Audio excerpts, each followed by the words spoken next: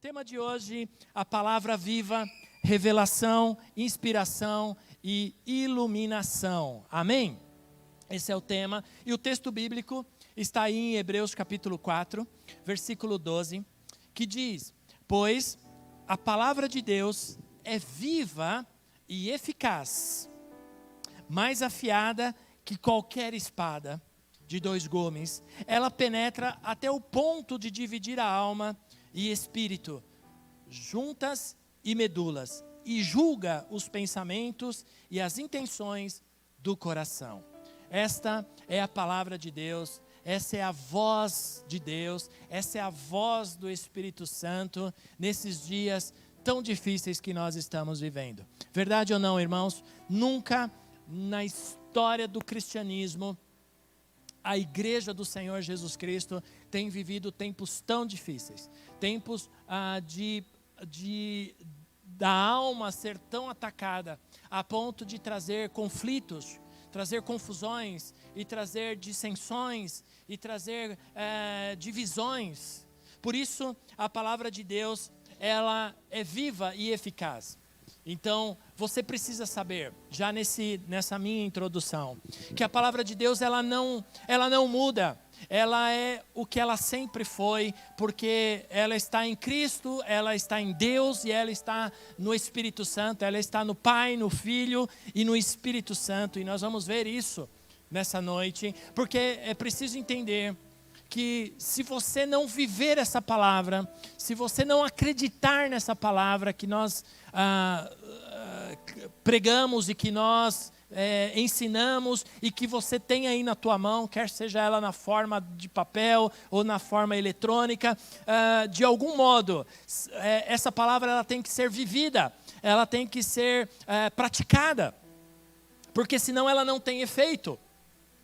E hoje em dia é muito comum a gente receber textos bíblicos nas nossas redes sociais, quer seja ela no WhatsApp, no status, no Facebook, no Instagram, enfim, nas mais variadas redes sociais. Eu sei que se recebe textos bíblicos diários, mas se é muito bom e é muito fácil escrever esses textos, mas vivê-lo faz toda a diferença. E muitas vezes pessoas escrevem porque o texto é bonito, porque alegra o espírito, mas ele não é praticado, ele não é vivido no seu dia a dia. Por isso, vou tentar nessa noite fazer com que você caminhe comigo para a prática destas palavras, destes versos, desses textos bíblicos que nós vivemos. Eu sou da época, junto com o pastor Mauro, eu sou da época, ele é mais da época do que eu, mas nós somos de uma época onde eu pelo menos, na minha casa tinha uma caixinha, chamada Caixinha da Promessa. Quantos tinham essa Caixinha da Promessa em casa? Levanta a mão, entrega agora, em nome de Jesus, a sua idade. Quantos tinham? Levanta a mão. Muita gente, não é só minha época não, nem sua, pastor, muitos aqui. E minha mãe e minha avó meio que obrigava a gente, antes de ir para a escola, pegar um versículo e ler em voz alta. Não é? E eu criei essa prática por muitos anos da minha vida, e sempre costumava não sair de casa sem ler um versículo. Às vezes saía uma coisa que não tinha nada a ver, não é? E aí a gente, e agora, né? Lascou. Mas amém, saiu. Não, esse não serve, vamos pegar outro, né? E vai tirando até que, esse sim é bom, esse é o versículo que eu quero. Então, isso se torna muitas vezes uma prática até religiosa. Não é? O apóstolo pela manhã falava do costume de ter uma Bíblia aberta em casa, num altar, num altarzinho assim. Eu não sei como chama aquele altarzinho de Bíblia, tem um nome para aquele negocinho que se coloca o livro aberto. Eu esqueci o nome. É tipo um púlpitozinho. Um púlpito pequeno, pronto. E aberto no Salmo 90. E é interessante porque outro dia... E é verdade isso, porque outro dia eu precisei ir em algum lugar que eu já não me lembro mais. E a idade vai chegando, a gente já não associa mais aonde a gente vai. Quando passou, eu fui, mas nem lembrava quando. E aí eu peguei um Uber, um carro de aplicativo, e aí em cima do painel, ele tinha uma Bíblia aberta ali, né? E aí eu sentei à frente junto com ele. E aí nós começamos ele me pegou aqui na porta e falou, é uma igreja, daí sim, né? A gente começa a falar, né? E aí ele falou, o que o senhor faz? Eu sou pastor. Sim, que maravilha. E aí vai, né? E aí aquela Bíblia aberta, me olhando, e eu falei, mas por que você tem essa Bíblia aberta? Não, é para me proteger. Pois é, essa conversa foi longa. Mas Deus nos leva constantemente à prática desta palavra que nós precisamos ter em nossas vidas. Você um dia recebeu a palavra de Deus. Amém? Senão você não estaria aqui. Você que está em casa um dia recebeu a palavra de Deus. Então ela chegou até você e ela então te transformou de alguma maneira. E nós precisamos praticar essa palavra que um dia nós recebemos em nossa vida. Alguns há muitos anos, outros há pouco tempo, mas esta palavra ela continua a mesma. E esta palavra que te traz até a casa do Senhor, que te traz até a presença do Senhor, é que te move a seguir. E há um profeta da palavra de Deus que precisou experimentar essa prática da palavra de Deus, precisou experimentar essa prática que Deus o levou a praticar a palavra através daquilo que ele estava vendo. Por favor, abra comigo Ezequiel 37. Ezequiel 37, capítulo 1. Ezequiel capítulo 37, versículo 1.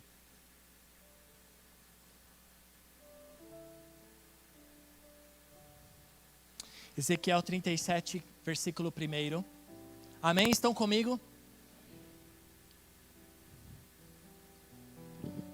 Diz assim a palavra de Deus. A mão do Senhor estava sobre mim, o profeta dizendo, e por seu espírito, ele me levou a um vale cheio de ossos. E ele me levou de um lado para o outro. E pude ver que era enorme o número de ossos no vale. E que os ossos estavam muito secos. E ele perguntou, filho do homem, estes ossos poderão tornar a vida? Eu respondi, ó soberano Senhor, só tu o sabes. Então ele me disse, profetize a estes ossos e diga-lhes, ossos secos, ouçam a palavra do Senhor. Assim diz o soberano, o Senhor, a estes ossos. Farei um espírito entrar em vocês, e vocês terão vida. Porei tendões em vocês, e farei aparecer carne sobre vocês, e os cobrirei com pele. Porei um espírito em vocês, e vocês terão vida. Então vocês saberão que eu sou o Senhor. E eu profetizei, conforme a ordem recebida. E enquanto profetizava, houve um barulho, um som de chocalho, e os ossos se juntaram osso com osso. Olhei e eis que os ossos foram cobertos de tendões e de carne, e depois de pele, mas não havia espírito neles. A seguir, ele me disse, profetize ao espírito, profetize, filho do homem, e diga-lhe, assim diz o soberano, o Senhor, venha desde os 4 ventos, ó Espírito, e sopre dentro desses mortos para que vivam. Profetizei conforme a ordem recebida, e o Espírito entrou neles, e eles receberam vida e se puseram em pé, e era um exército enorme.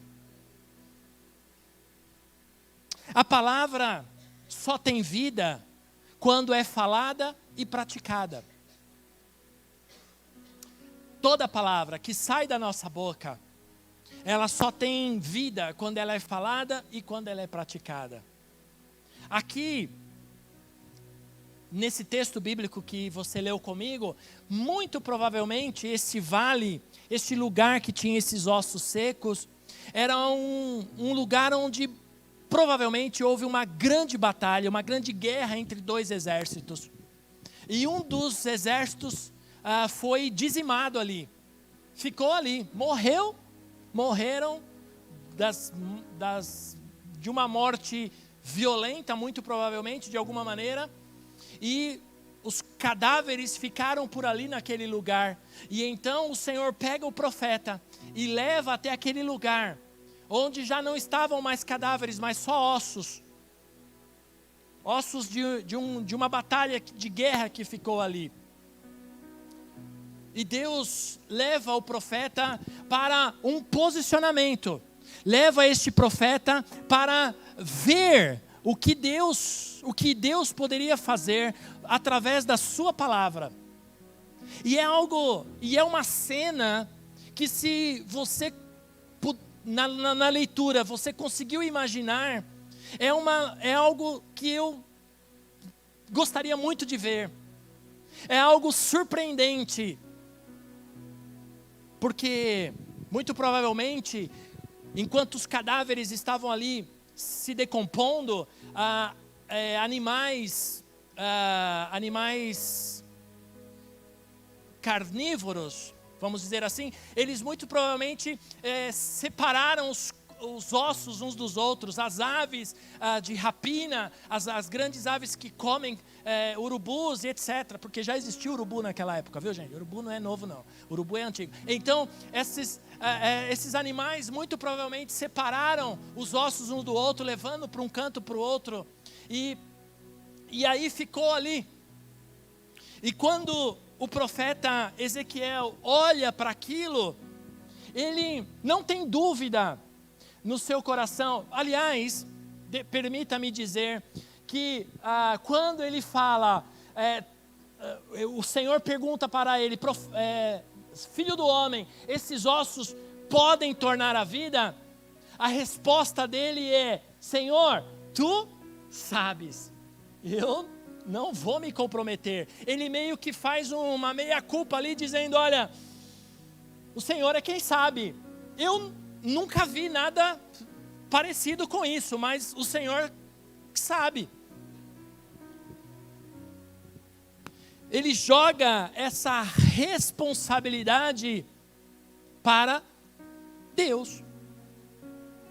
E a fala de Deus para o profeta é: então, já que você mandou para mim, eu digo para você, profetiza. Profetiza sobre isso. Lança a palavra. O termo profetizar é trazer uma palavra para alguém.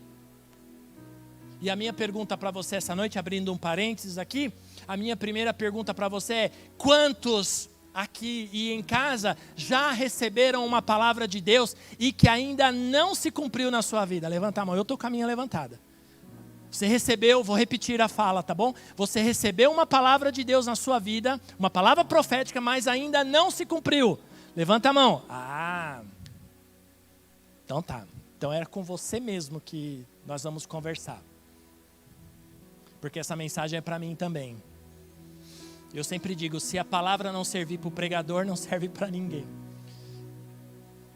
E esse Deus manda o profeta então trazer uma palavra, e depois nós vamos voltar nesse tema, nesse texto, e vocês sabem que eu sempre começo muito confuso, mas depois desanda.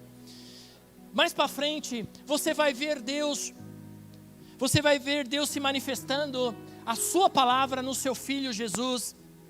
dizendo: e o verbo se fez carne. Em João capítulo 1, verso 14, o nosso irmão João, o apóstolo João, escreve as palavras do Senhor Jesus, dizendo: aquele que é a palavra tornou-se carne e viveu entre nós. Vimos a sua glória, glória como unigênito vindo do Pai, cheio de graça e de verdade. A palavra declarada por Deus se tornou vida, se tornou verdade, se tornou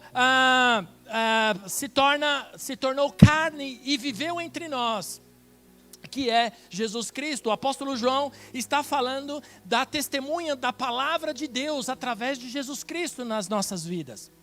Por isso, aí mesmo em João capítulo 1, no verso 1, você vai ver ele dizendo: no princípio era aquele que era a palavra, que é a palavra, e ele estava com Deus, e ele era Deus. O apóstolo João estava falando literalmente de Jesus Cristo. No princípio era aquele que é a palavra, e ele estava com Deus, e era Deus. Está falando dessa trindade, dessa trindade divina, que você encontra na palavra de Deus, nessa Bíblia que nós temos, através de Deus, através de Jesus Cristo e através do Espírito Santo. E esse princípio que o apóstolo João está falando é o princípio da criação, que nós vamos ver daqui a pouco. Nós vamos ver e entender daqui a pouco. E você vai ver, amado, nessa noite, que a palavra de Deus, ela não volta vazia. Deus mesmo declarou isso, agora através do profeta Isaías. Lá em Isaías capítulo 55, verso 11, você vai ver o profeta declarando isso para Israel e dizendo assim: assim também ocorre com a palavra que sai da minha boca. Deus dizendo: ela não voltará para mim vazia, mas fará o que desejo e atingirá o propósito para a qual eu enviei.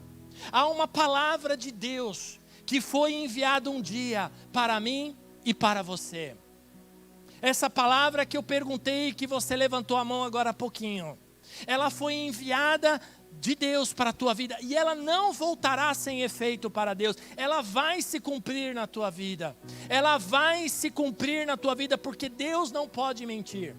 Ele não é filho do homem para se enganar, nem homem para se arrepender daquilo que ele disse. E se ele disse, ele vai cumprir na tua vida. Se essa palavra é de Deus, se essa palavra veio de Deus e não do homem, ela vai se cumprir na sua vida.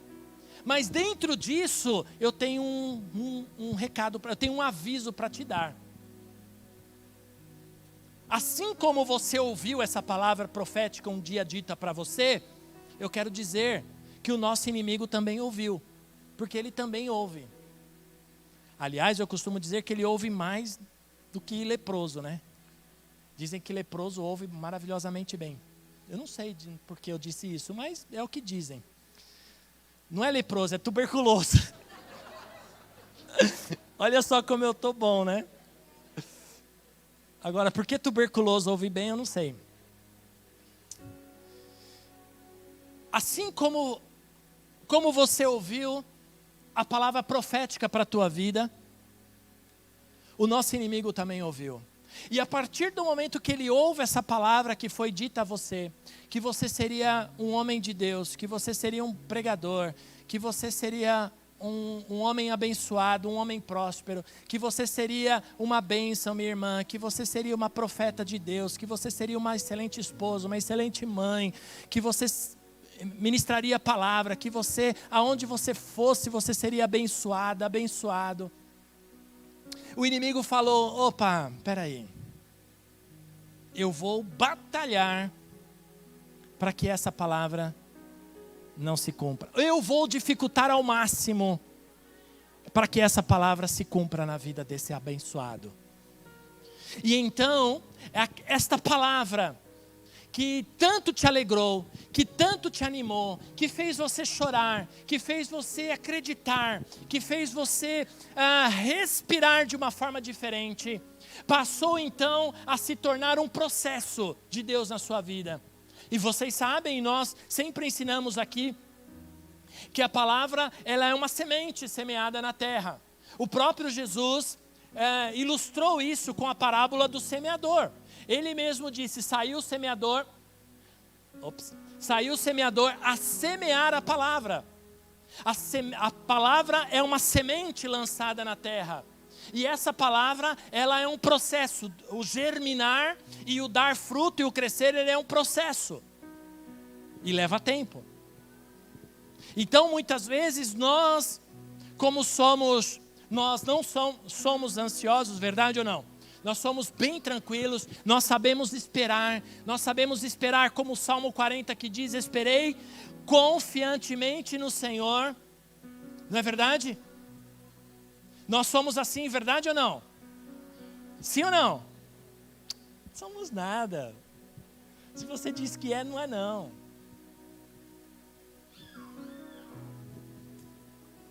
Nós somos ansiosos por natureza. E então essa semente, ela tem um processo para germinar. E a parábola da semente ensinada por Jesus diz que a semente na terra, ela é um processo milagroso. Ela é algo sobrenatural, diz o texto bíblico. É um processo sobrenatural que nós não entendemos e não podemos ver. Enquanto a semente está na terra, é algo sobrenatural, nós não podemos ver. E a semente, uma vez lançada sobre a tua vida, esta palavra que é viva, eficaz, que divide o homem, que coloca ordem, que faz todo o processo, a partir do momento que ela cai na tua vida, ela é um processo sobrenatural de Deus. Ela não pode ser mexida, ela não pode ser cortada para acelerar o processo de germinação. Não existe isso. Se você fizer isso, a semente morre e perde seu efeito. Por isso, meu irmão, minha irmã, se a palavra que foi um dia lançada sobre a tua vida, a palavra de Deus, lançada na tua vida, ela ainda não se cumpriu, é porque ela está no sobrenatural ainda. Mas saiba, esse processo tem uma batalha espiritual. E agora, de repente, você pode falar, puxa vida, agora eu entendo. Por que eu estou passando por tudo isso? Lá atrás, o Senhor disse o que eu seria. Lá atrás, o Senhor profetizou, através da boca de alguém, que eu seria isso, que eu seria aquilo, que eu faria, que eu aconteceria. E agora eu entendo por que está esse peso. Agora eu entendo por que estou triste. Agora eu entendo por que estou com essa dor na alma. Agora eu entendo por que eu estou falando coisas que não é para eu falar. Por que eu estou pensando coisas que não são para que eu pense. Porque agora eu entendo porque está essas coisas afetando o meu casamento de uma forma terrível. Porque o inimigo, ele vai começar a trabalhar na base para que impeça o seu crescimento. E a base é a família, a base é o casamento, a base, e o inimigo sabe, o nosso inimigo sabe, meu amado, que se ele afetar lá na tua casa, se ele afetar lá na base, afeta a igreja do Senhor Jesus Cristo também. A igreja, a organização. Mas nós temos um Deus que está desde o princípio lançando palavra sobre nós, lançando a sua palavra. E palavras são vibrações que trazem resultados em nossas vidas. A palavra de Deus traz resultado. Lá em Gênesis capítulo 1, nós vamos ver a criação. E você vai ver a palavra de Deus se tornando efetiva, se tornando verdade, se tornando real. E o texto no verso 1 diz assim: no princípio Deus criou os céus e a terra era sem forma e vazia, trevas cobriam a face do abismo, e o Espírito de Deus se movia sobre a face das águas. Então disse Deus: haja luz, e houve luz. Deus falou: haja luz. Um dia, Deus chegou para você, no meio da onde você estava, que eu não sei onde era, e Deus disse, haja luz. E essa luz nasceu em mim e nasceu em vocês, e essa luz é Jesus, que um dia nasceu na tua vida, e trouxe vida, e trouxe luz, e trouxe resposta para aquilo que você não enxergava. As trevas se dissiparam da tua vida, o dia em que Jesus chegou na tua vida, o dia que Deus disse, haja luz para você. Deus viu então que a luz era boa e separou a luz das trevas. E Deus chamou a luz dia e as trevas chamou noite. E passaram-se a tarde e a manhã. Esse foi o primeiro dia. Depois Deus disse, haja entre as águas um firmamento que separe águas de águas. Então Deus fez o firmamento e separou as águas que ficaram abaixo do firmamento das que ficaram por cima. E assim foi E assim foi. Ao firmamento Deus chamou o céu, e passaram-se a tarde e a manhã, e esse foi o segundo dia. E disse Deus, ajuntem-se, olha Deus falando, Deus criando o mar, Deus criando os rios, Deus criando a água, e Deus então cria com a sua palavra. Um Deus criador, cria com a sua palavra. E ele disse, ajuntem-se num só lugar as águas que estão debaixo do céu, e apareça a parte seca. E assim foi. E a parte seca Deus chamou terra. E chamou os mares e o conjunto das águas. E Deus viu que ficou bom. Então disse Deus, cubra-se a terra de vegetação, plantas que deem sementes, árvores cujos frutos produzam sementes de acordo com a sua espécie. E assim foi. A terra fez brotar a vegetação, plantas que dão sementes de acordo com as suas espécies, e as árvores cujos frutos produzem sementes de acordo com as suas espécies. E Deus viu que ficou bom. Passaram-se a tarde e a manhã, e esse foi o terceiro dia. Disse Deus, haja luminares no firmamento do céu, para separar o dia da noite, sirvam eles de sinais para marcar as estações, dias e anos, e sirvam de luminares no firmamento do céu para iluminar a terra. E assim foi.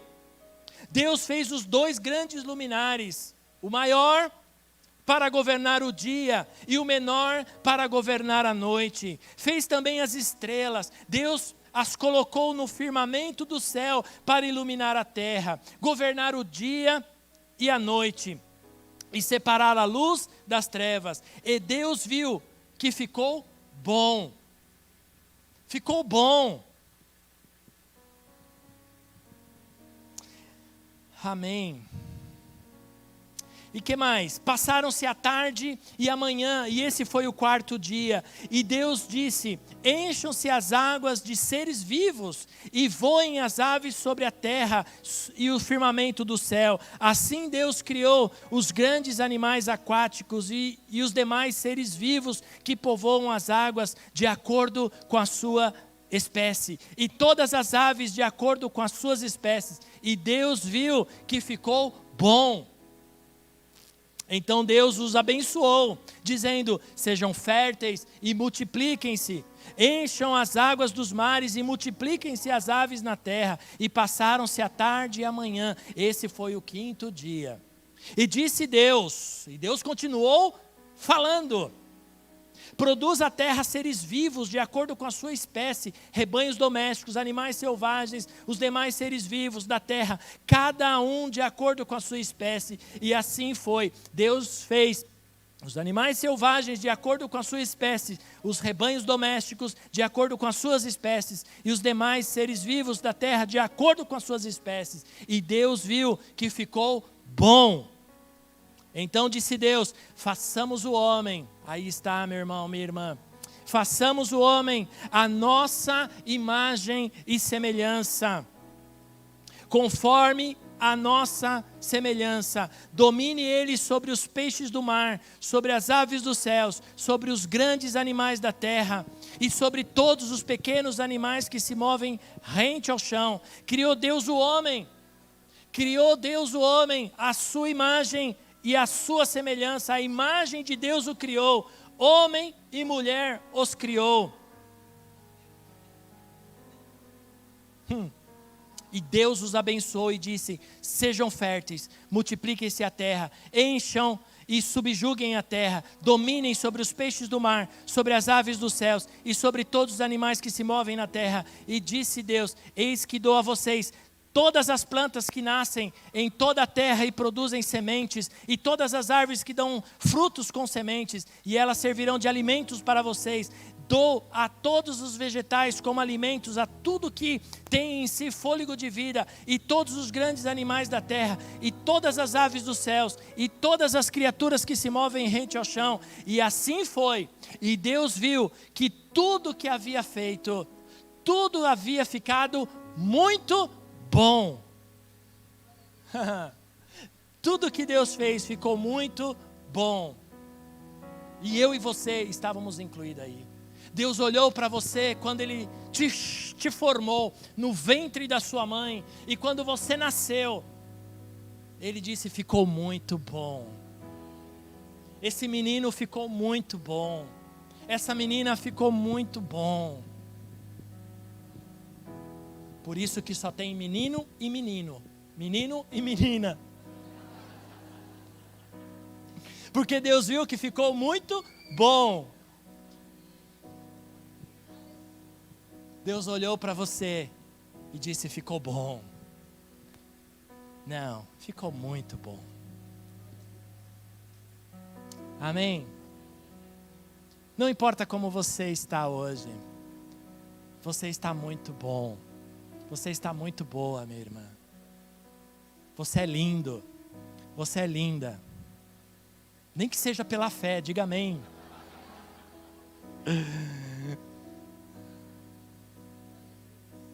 Porque você é imagem e semelhança de Deus. E fez o homem e a mulher, a sua imagem os criou. A imagem de Deus os criou. Por isso você é o que você é. Você é o que a palavra de Deus diz que você é. Como no tema do mês passado, você é mais que vencedor. Você é mais que vencedora. O que você está passando é uma fase. Você não é doente, você está doente. Você não é desempregado, você está desempregado. São fases que você precisa entender, porque você é a imagem e semelhança de Deus. Só que nós temos um inimigo que não quer que você viva isso, que você não viva esse princípio. O nosso inimigo quer que você olhe para você no espelho e diga: eu estou horrível. Olha para mim, viu, minha irmã? Você, quando se olha no espelho, principalmente para as mulheres, esse momento aqui, esse gap que eu quero abrir aqui, principalmente para você, minha irmã, você é amada de Deus. Você é amada de Deus. Não importa o que a sociedade te diz, não importa o padrão que a sociedade exige para você, mulher. Importa como Deus te vê, importa como Deus te olha, porque quando Deus te olha, Ele te vê que ficou muito bom. Ele olha para você e te vê uma mulher linda, uma mulher bonita, uma mulher inteligente, uma mulher feliz, uma mulher alegre, curada, liberta, restaurada, cheia de vida. Você não é o que o espelho diz que você é. Você é melhor, você está além disso. Agora, para os homens eu não vou dizer nada disso, você tem sorte. Amém? Mais para frente, no capítulo 18, no capítulo 2, verso 18, Deus olha para esse homem, para essa criação dele, que ele formou do barro, porque ali na leitura que nós fizemos era um grande rascunho, que Deus estava imaginando como seria a sua criação.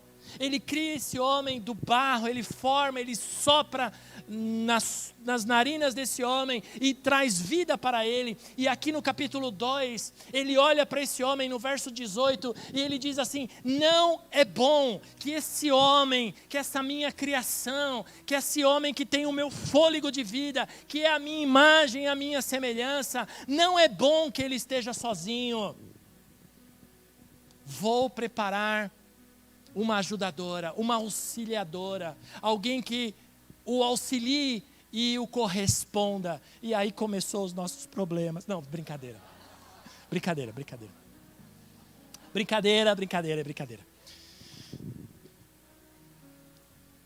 E então vem essa criação de Deus perfeita. Olha aí, irmãs, me ajuda. Agora eu vou levantar a bola.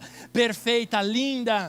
Que o homem olhou e falou: estou feliz, estou feito, agora pronto. Também só tinha ela, né? Não tinha muito o que fazer, mas foi o que Deus deu para ele. Mas dizem que Adão era um cara muito feliz, porque ele não tinha sogra, não é verdade? Vamos parar por aqui, né? Antes que...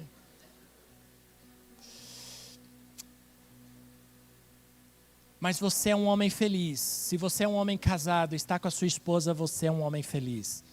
Porque ela é criação de Deus para você, conforme esse texto bíblico. Não é bom que o homem esteja só. Eu costumo dizer nos casamentos que eu faço, e esse sábado retrasado, eu fiz o meu 211, como é que chama? 211 casamentos. Do 100º. Primeiro, aí irmão Sérgio, obrigado. E eu conto todos os casamentos que eu fiz desde 2000, quando eu comecei a fazer os casamentos, e esse chegou ao meu 211, segundo os nossos universitários aqui presentes, do 201º casamento. Isso. Abra sua Bíblia, por favor, em Provérbios capítulo 4, versículo 20. Deus olhou um dia para você e disse: não é bom que você esteja só. Vou fazer alguém especial para você, homem. E aí está essa esposa maravilhosa que Deus te deu. Provérbios capítulo 4. O autor de Provérbios traz uma palavra de Deus para nós, dizendo: meu filho, escute o que eu digo a você, preste atenção às minhas palavras. Veja bem, amado, põe teu coração aqui em mim um momento. Olha só que interessante, uma palavra de conselho. Escute, está dizendo, escute o que eu estou dizendo. É como um pai que chega para um filho e diz: escuta o que eu vou te dizer, presta atenção. Como é difícil hoje para os que são pais aqui presentes, chegar para o filho e dizer: presta atenção. É como se pegasse pelo braço: olha para mim, presta atenção no que eu vou te dizer. Nunca perca estas palavras de vista, guarde-as no fundo do seu coração, pois são vida para quem as encontra e saúde para todo o seu ser. Acima de tudo e de todos, guarde o seu coração, pois dele depende toda a sua vida. Afaste da sua boca as palavras perversas, fique longe dos seus lábios a maldade, olhe sempre para frente, mantenha o olhar fixo no que está diante de você. Veja bem por onde anda, e os seus passos serão seguros. Não se desvie nem para a direita, nem para a esquerda, e afaste os seus pés da maldade. São conselhos de um pai para um filho ou uma filha, para dar direção, para trazer ordem, para trazer correção, para trazer ao caminho. E essa palavra chega para mim, chega para você essa noite. Olha, é tempo de guardar essa palavra no seu coração. Você precisa guardar a palavra no seu coração, guarde-a no seu coração, mas acima de tudo, Proteja o seu coração, porque o coração ele é enganoso. O próprio profeta Jeremias vai dizer que o nosso coração ele é enganoso, é corrupto, ele se vende facilmente. O nosso coração uma hora quer, outra hora não quer, uma hora ama, outra hora não ama, uma hora gosta, outra hora já não deixa de gostar. E ele traz esse princípio: olha, acima de tudo, guarde o seu coração. Guardar o coração significa você não se apaixonar pelas coisas desse mundo, não se envolver com as coisas desse mundo, não se envolver com o que com o que falam de você. Sabe, uma das coisas que o inimigo tem mais usado hoje, principalmente lá no seu trabalho, são palavras que vêm sobre a sua vida, palavras que te derrubam, palavras que te desanimam. Às vezes na família, vêm as palavras que dizem: olha, você nunca vai alcançar, você nunca vai conseguir, você nunca vai melhorar, você nunca... E são os próprios familiares, são as pessoas que convivem com a gente. Mas hoje o Senhor está te dizendo: guarda o teu coração, guarda o teu coração, escuta as palavras que eu tenho dito para você, porque essas palavras serão vida para você, trarão saúde para você. Mas ele diz mais: afaste da sua boca as palavras perversas. Lembra daquele corinho, pastora Giane, Marcinha, que era da rede infantil, que cantávamos para as crianças? Cuidado, boquinha, o que fala. A gente devia cantar aqui um dia, Oziel. Cuidado, boquinha, o que fala. Pá, pá, pá. Não é? Ah, como serviu para mim, hein? É isso que o autor de Provérbios está dizendo para nós. Guarda a sua boca, que significa: cala a boca, irmão. Cala a boca, irmã. Você fala demais.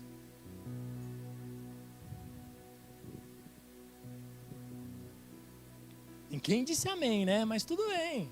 Olhe sempre para frente, para de olhar para trás, para de viver do passado, para de ficar vivendo de coisas que aconteceram lá atrás. Vamos olhar para frente, vamos olhar para Cristo, o autor e consumador da nossa fé. Vamos olhar para o alvo, para o chamado que um dia Ele fez para nós. Vamos parar de viver das coisas do passado.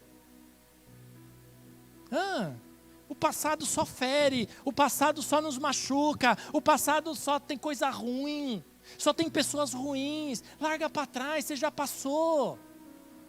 Foi ano passado, não foi? Então, é ano passado. Viva esse ano, vamos viver as coisas boas que Deus tem para você, as coisas, promessas que Ele prometeu, as palavras que Ele profetizou para você. Viva hoje, para frente. O nosso inimigo, ele é especialista em museu. Aliás, acho que ele trabalha em museu, não é? Olhe sempre para frente, mantenha o seu olhar fixo no que está diante de você. Cuidado por onde você anda. O conselho aqui diz: olhe, veja bem por onde andas. Está aí no verso 26. Olha bem por onde você anda. Cuidado com quem você anda. As amizades sempre vão te levar para os botecos, para as baladas, para os motéis, para as coisas. Não é para isso que Deus te criou. Você não é imagem e semelhança de Deus para isso.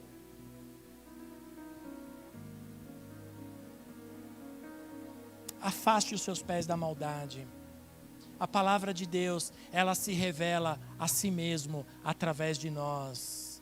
Ela se torna lei, ela se torna mandamento, ela se torna testemunho e ela se torna preceitos e princípios. Salmos 19, vocês estão cansados? Eu já estou terminando. Salmo 19, cadê o André? Vem, André. Salmo 19, verso 7. Salmo 19, 7. O salmista vai dizer assim: põe teu coração na palavra de Deus aí, irmão, por favor. A lei do Senhor, olha aí, a lei do Senhor é perfeita e revigora a alma, anima a alma. Os testemunhos do Senhor são dignos de confiança e tornam sábios os inexperientes. Os preceitos do Senhor, ou princípios do Senhor, são justos e dão alegria ao coração. Os mandamentos do Senhor são límpidos e trazem luz aos olhos. O temor do Senhor é puro e dura para sempre. As ordenanças do Senhor são verdadeiras, são todas elas justas, são mais desejáveis do que o ouro, e do que muito ouro puro, são mais doce do que o mel, do que as gotas do favo. Por elas o teu servo é advertido. Há grande recompensa em obedecer-lhes a palavra. Quem pode discernir os próprios erros? Aqui o salmista está falando para que porque nós muitas vezes, amados, sentamos no nosso trono de justiça e dizemos, não, eu estou certo. Está todo mundo errado. Não tem nada demais nisso. É o famoso que tem dos dias de hoje. Mas quem julga isso é a palavra. Não é o homem, ninguém pode dizer, ninguém pode dizer. Daqui a pouco nós vamos estar participando da ceia, e há um texto que eu vou ler daqui a pouco que diz, examine-se o homem a si mesmo. Eu não posso dizer para você, você não pode participar porque você pecou essa semana. Porque você adulterou, porque você bebeu, porque você fumou, porque você matou. Não, não sou eu. Não matou ninguém não, né? Não é isso.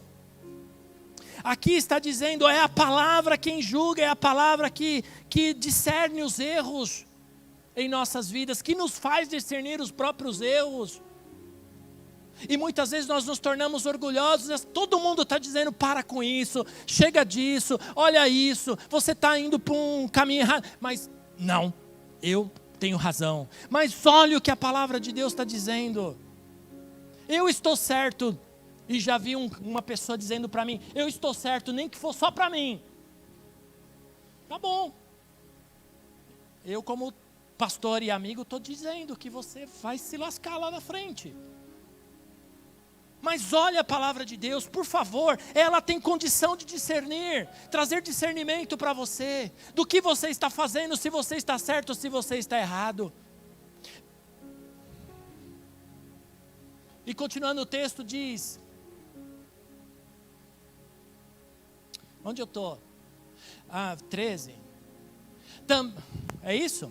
Também guarda o teu servo dos pecados intencionais, que eles não dominem. Então serei íntegro, inocente de grandes transgressões.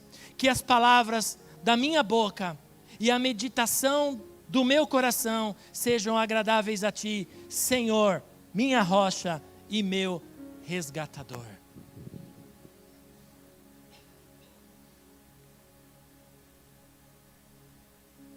O chamado de Deus para nós essa noite é o mesmo do profeta Ezequiel. Ele te coloca hoje. Põe teu coração aqui em mim, eu já estou terminando. Ele te coloca hoje para você olhar a condição em que você está. E talvez você esteja diante de um grande vale de ossos secos. Uma sequidão na tua vida. Você não ouve mais Deus. Louvor não tem mais na tua boca. Não tem mais palavras. Porque você está vivendo diante de um vale, diante de ossos secos. Não tem vida. Você está vivendo por viver. Mas o chamamento de Deus essa noite para você é: profetiza. A minha palavra pode trazer vida aonde há caos, aonde há morte, aonde há sequidão. Hoje o Senhor quer que você se levante para praticar esta palavra que nós estamos pregando. Para que você pratique esses princípios que são colocados para você. Para que diante dessa situação que você está vivendo, seja revertida. E aquilo que era morte, aquilo que era sequidão, aquilo que estava bagunçado, confuso, vai trazer ordem. A palavra, olha só, põe teu coração aqui em mim, por favor. A palavra profética, ela põe ordem no caos. Quando o profeta profetizou, os ossos se juntaram. Não foi o osso do Michel que veio para o Ronaldo, não. Os ossos do Michel foram para ele. Os ossos do Ronaldo vieram para o Ronaldo. Deus sabe.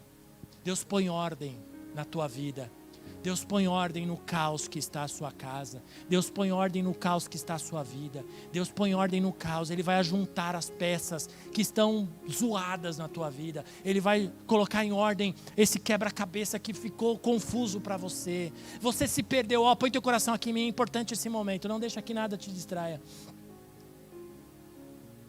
Ele vai pôr ordem naquilo que, da onde você se perdeu.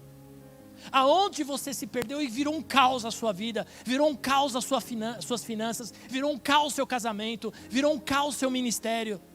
O Senhor vai pôr ordem hoje. Basta você profetizar a palavra que está em você. Esta palavra que é viva, que é eficaz, que põe ordem em todas as coisas. Profetiza. Nesta enfermidade que está no teu corpo, profetiza, começa a declarar. Começa a declarar que você não é um doente, que você não é uma doente. Você está, mas isso vai acabar, isso tem fim. Isso não vai permanecer. E aquele fantasma que assombra das doenças hereditárias que seus avós morreram, seus pais morreram, não virá sobre a tua vida, não virá sobre teus filhos, não virá sobre os teus netos, nem até terceira e quarta geração, se você romper hoje isso na tua vida. Porque esse Deus é um Deus de promessa, um Deus que cura, um Deus que liberta. Chega de viver o caos, chega de viver essa confusão, chega de viver essa sequidão espiritual. Uma sequidão espiritual. O que você tem produzido para Deus? Deus te chamou para ser produtivo, meu irmão. Deus te chamou para ser produtiva, minha irmã. E o que você está fazendo? Está uma sequidão espiritual na tua vida. Ossos secos. Existe uma versão da palavra de Deus que ele fala ossos sequíssimos. E Deus trouxe vida, Deus trouxe espírito, Deus trouxe tendões, Deus trouxe carne, Deus trouxe pele, Deus trouxe os órgãos. E quando estava ali, Deus manda o profeta profetizar o sopro de Deus. E quando ele profetiza, vem o sopro, e então se torna um exército, o mesmo exército que havia sido dizimado naquele campo, o mesmo exército que havia morrido, que havia se perdido ali naquele campo, que as suas carnes haviam sido apodrecidas e comidas por muitas coisas, muitos animais, se tornaram homens, se tornaram seres vivos novamente. Aquilo que está morto na tua vida, meu irmão, aquilo que está morto na tua vida, minha irmã, pode se tornar, ter vida novamente, e voltar a andar, e voltar a caminhar, e voltar a ter ânimo. Para isso, para de olhar para as coisas, para de reclamar, guarda teu coração na palavra de Deus. Foi a palavra que te chamou, não foi o homem. Foi a palavra de Deus que te chamou. Foi a palavra que veio da boca de Deus que te chamou. Foi a palavra que veio através da Bíblia, através da palavra. Não foi ninguém que te chamou. Então para de olhar para homens e começa a olhar para a palavra. E começa a profetizar vida nisso, para que venha novamente a vida. E as coisas comecem a andar e comecem a caminhar na tua vida.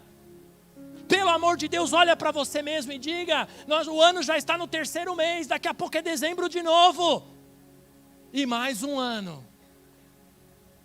Mais um ano.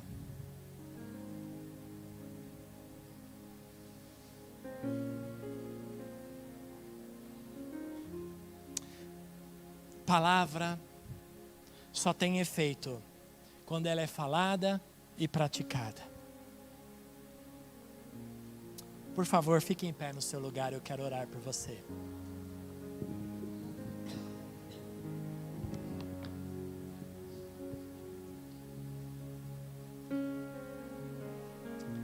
Você que está em casa, muito obrigado por estar conosco até agora. Que Deus abençoe a tua vida e essa palavra possa se cumprir na sua vida e na sua casa e no seu ministério e na sua vida. Deus abençoe. Até a próxima oportunidade.